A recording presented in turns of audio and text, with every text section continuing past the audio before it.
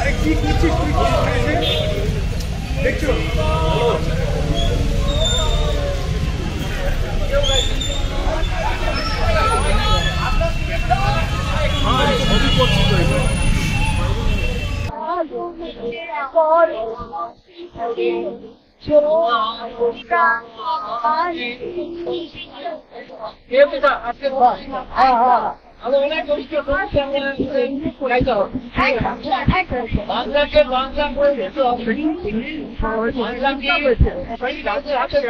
ভাই সিকিউরিটি এবং সেই ক্যাবিনেট সেই রাজ্যের কেনা নাই আমার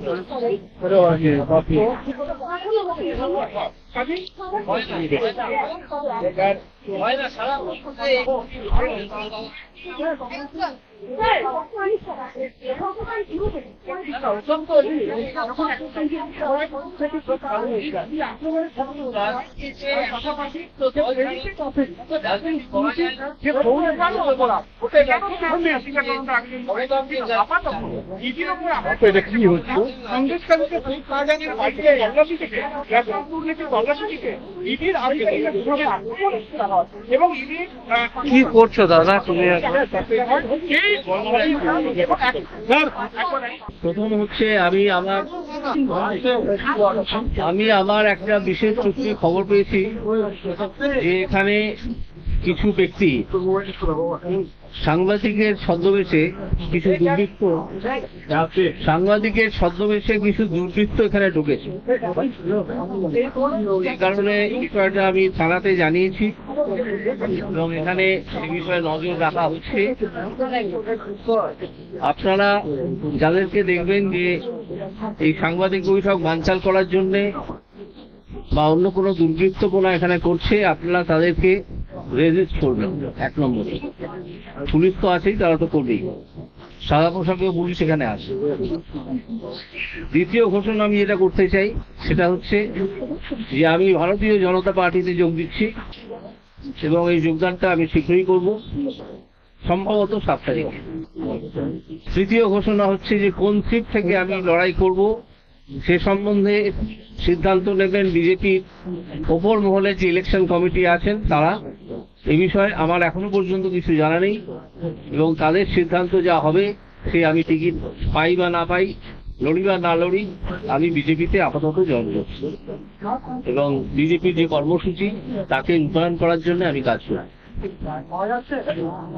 এবার আপনাদের যা প্রশ্ন আছে আপনারা করতে পারেন, কারণ বিজেপি একমাত্র সর্বভারতীয় পার্টি যারা তৃণমূলের মতো একটা দুষ্কৃতী দলের বিরুদ্ধে লড়ছে, সেই জন্য এখানে আর কোনো সর্বভারতীয় পার্টি নেই। না, কালকেই হয়তো দেখতে পাবে না। শাসক দলের তরফ থেকে আক্রমণ করা হয়েছিল, অপমানজনক কথাবার্তা বলা হয়েছিল। তারাই আমাকে বলা যেতে পারে এক ধরনের অনুপ্রেরণা জুগিয়েছেন যে কয়েক মাস আগে চাকরি ছেড়ে বহু টাকা আর্থিক ক্ষতি হয়েছে, যে কারণে 5 মাস আমি তো মাইনে পাবো না, যে পেনশনটা পাবো সেটা মাইনের চেয়ে অনেক কম, অনেক, এবং অন্যান্য সুযোগ সুবিধাও অনেক কম। তো তারাই আমাকে অনুপ্রেরণা জুগিয়েছেন। তাদের মুখপাত্ররা বহু সময় অপমানজনক কথাবার্তা বলেছেন। তারা জানেনই না, কোনো শিক্ষা দীক্ষাও তাদের আসে বলে মনে হয়নি কখনো, যে জুডিশিয়ারির বিরুদ্ধে এইভাবে কথা বলা যায় না। একটা জাজমেন্টের বিরুদ্ধে অবশ্যই কথা বলা যায়, তার জন্য অ্যাপিল ফোরাম আছে, তার উপরে সুপ্রিম কোর্ট আছে। তারা তো সেখানে গেছেনই, পাশাপাশি তারা জজকে উদ্দেশ্য করে গালাগাল করেছেন। কেন না, তাদের দুষ্কৃতকারীদের, তাদের দলের, তাদের সব কেলেঙ্কারিগুলো ফাঁস হয়ে যাচ্ছিল। অনেক কেলেঙ্কারি ফাঁস হয়েছে এবং অনেক বড় বড় দুষ্কৃতী যারা মন্ত্রীর ছদ্মবেশে, অন্যান্য আমলার ছদ্মবেশে লুকিয়েছিলেন, তারা আপাতত জেলে আছেন, গড়াগড়ি খাচ্ছেন না 5 স্টার ফ্যাসিলিটিতে আছেন, সেটা আমি এখনও জানি না। দুর্নীতিমুক্ত দল কি দল নয় সে আমার মনে করার কথা নয়। আমি যদি কোনো দায়িত্ব পাই সেই দলে, আমি অবশ্যই যে কাজটা করব সেটা দুর্নীতিমুক্ত করার কাজ। আমি বলবো সৎভাবে আসে এবং ভদ্রলোকেদের যারা দুর্নীতি করবেন না এরকম মানুষদের রাজনীতিতে আসার কথাই আমি তাদেরকে আহ্বান জানাবো।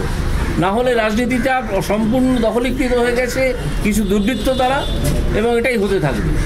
ভদ্রলোকেরা যারা পড়াশোনা জানা লোক, যারা ভাবেন, যাদের চিন্তা ভাবনার একটা দাম আছে, বাঙালি তো প্রচুর আছেন যারা রাজনীতিতে আসতে উৎসাহী, কিন্তু এই দুর্বৃত্তদের দেখে আসেন না।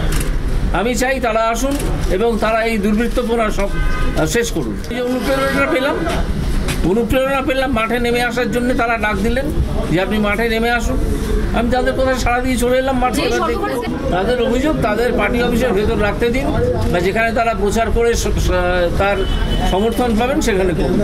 এই প্রশ্ন আমি তারা একটা মন্তব্য করছেন। If it is their culture to attack one judge for the judgment instead of attacking the judgment, then they will do it. They have brought this fashion recently to attack a judge. A judge is not required to be attacked. Basic problems in their upbringing and in their education or the lessons a person receives from his family. That is why they have done such things. আমার মুখে কথা বসাবেন। আমি বলেছি কুণাল ঘোষ আমার পরিচিত, আমার সঙ্গে কথা হয়েছে, আমার চেম্বারে একদিন এসেছেন, আমরা দীর্ঘ আড্ডা মেরেছি, কিন্তু এই একদিনই। তবে আমার মানুষটিকে ভালো লাগে, এটা আমি বলেছিলাম এবং আজও বলছি। অনেকেই কুণাল ঘোষ সম্বন্ধে অনেক রকম মন্তব্য করেন, কিন্তু আমি সেই মন্তব্যের সঙ্গে সহমত হতে পারিনি। আমার কথাবার্তা বলে মানুষটিকে ভালো লেগেছে, এবং তার হাতের লেখা তো আরো ভালো, কলমের জোর অনেক বেশি।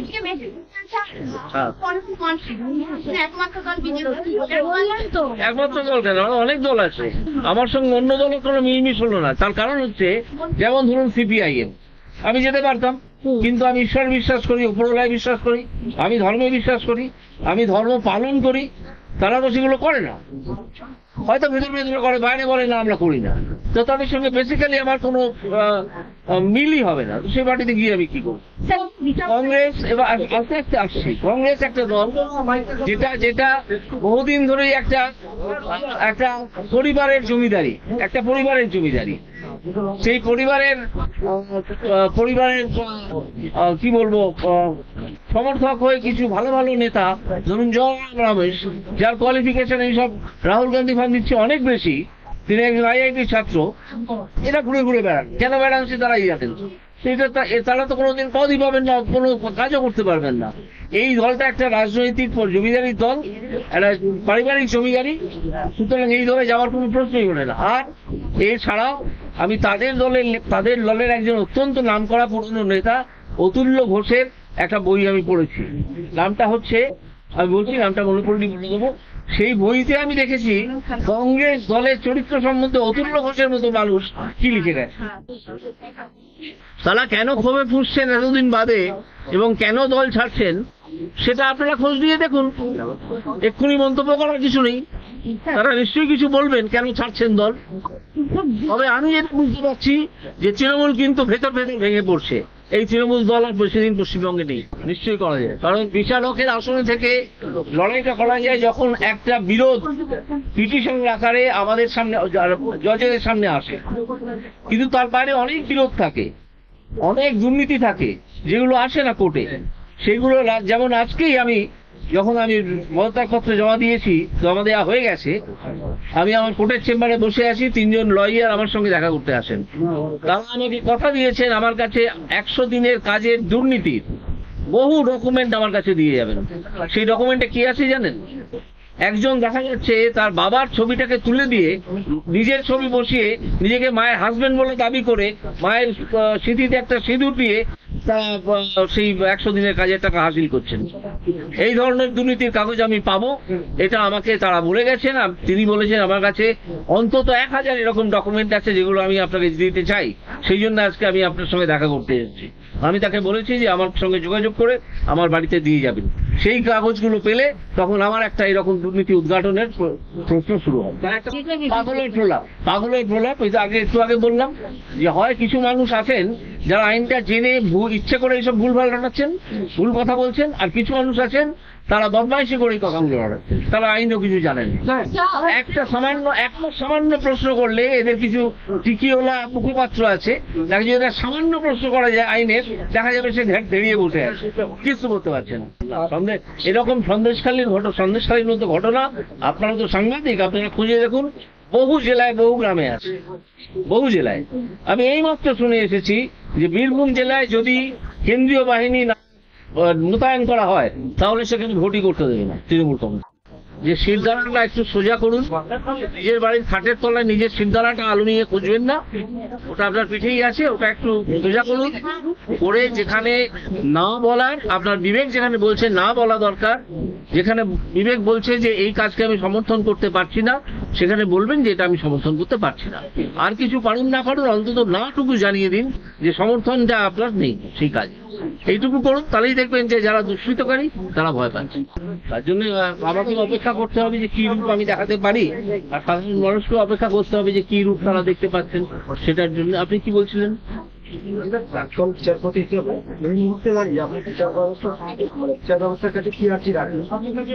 বিচার ব্যবস্থার কাছে প্রাক্তন বিচারপতি হিসেবে দাঁড়িয়ে আলাদা কোনো আর্জি রাখবো, একজন সাধারণ মানুষ হিসেবে বিচার ব্যবস্থার কাছে আর্জি রাখবো যে মামলাগুলো দ্রুত শেষ করুন এবং সেই শেষ করার পদ্ধতিটা উদ্ভাবন করুন, এবং সেই পদ্ধতিটা আমি নিজে দেখিয়ে এসছি কিভাবে করা যায় সেটা ব্যবহার করুন। আর যদি তারা না করেন না করবেন, আপনি লোকসভা থেকে সেই পাওয়ারটা আসে, তাহলে কি এই হাইপোথেটিক্যাল কোয়েশ্চেনের কোনো উত্তর আমি দেবো। দুর্নীতি নিয়ে মানে শিক্ষা জগতে দুর্নীতি, গরু পাচার, আলু পাচার, এগুলো অনেকগুলো দুর্নীতির মামলা চলছে, এতে কি মাথারা আদৌ গ্রেপ্তার হবে? আমি জানতে চাই।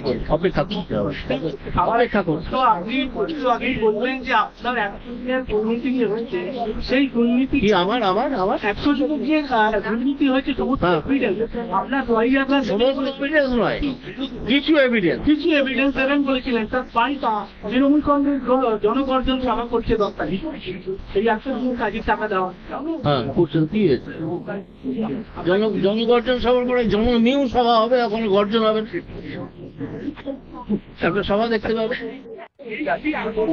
রাজনীতিতে একটা বিশিষ্ট দল ছাড়া রাজনীতি করা যায় না, ভোটে গণতান্ত্রিক রাজনীতি আছে, একটা রাজনৈতিক দল ছাড়া করা যায়। কিন্তু সেই রাজনৈতিক দলে দেখেন শেষকালীন তো অনেক তৃণমূলের লোক রয়েছেন, তারাও তো বলা যেতে অনেক ভালো লোক আছে। আগামী 15 আগস্ট আসলাম কম নাই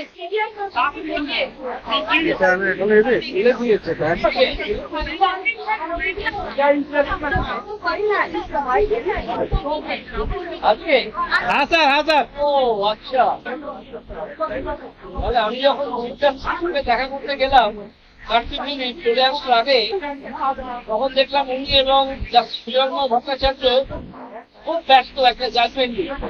তো আমি চলে এলাম, আমাকে এসে বললেন আমি একটা জাজমেন্ট নিয়ে খুব ব্যস্ত, একটু সময় হবে জাজমেন্টটা দেবো। তো আমার তখন কথা বলার মতো উৎসাহ ছিল না, বিরক্ত করার, তাহলে ওই জাজমেন্টই হচ্ছে। সন্দেশখালী যাবেন? তো হয়তো ভালো হয়েছে, আমি তো বললাম যে সিবিআই তদন্ত হবো। সন্দেশখালী যাবেন স্যার? যাবেন সন্দেশখালী? হ্যাঁ যাবো, সন্দেশখালী যাবো, নয়া এবং অনেককে বলা আছে যে তাদের সঙ্গে নিয়ে যাবো। ন্যায় বিচার করেন, ন্যায় বিচার করেন, আশা করা যায়, আশা করা সরি একটি রবীন্দ্রসঙ্গীত নিয়ে যে কোনো অনুষ্ঠান ছিল, বাঙালিকে বাঙালি হয়ে উঠতে হবে। আমি আপনাদেরকে অত্যন্ত কাছের লোক এবং বন্ধু বলেই মনে করি, কাছের লোক এবং বন্ধু বলেই মনে করি। আপনি এখানে দেখুন অনেকে আছে যারা আমার সঙ্গে, যাদের সঙ্গে আমার ব্যক্তিগত সম্পর্কের মতোই তৈরি হয়ে গেছে। আপনি অনেক ব্যাখ্যা প্রশ্ন করবেন, তার ব্যাখ্যা উত্তর আমি দেবো, কিন্তু আপনার আমার বন্ধু ছাড়া অন্য কিছু নাই। স্যার আপনি তো সংবাদ মাধ্যমকে বন্ধু বলে সম্বোধন করছেন। এই শাসক দলের শাসক দল কার্যত একাধিক সংবাদ মাধ্যমের কর্মীদেরকে জেলে ঢুকিয়েছে, তাদের উপরে ভুয়ো মামলা দিয়েছে, এই নিয়ে একটু যদি বিস্তারিত একটু সংক্ষেপে বলেন।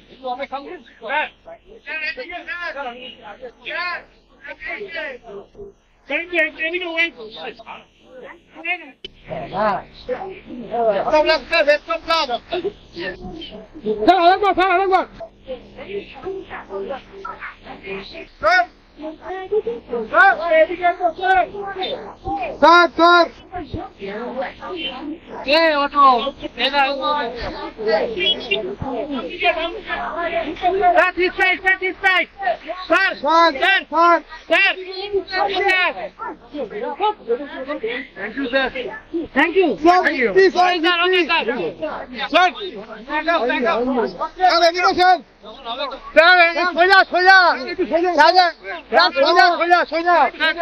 Sir,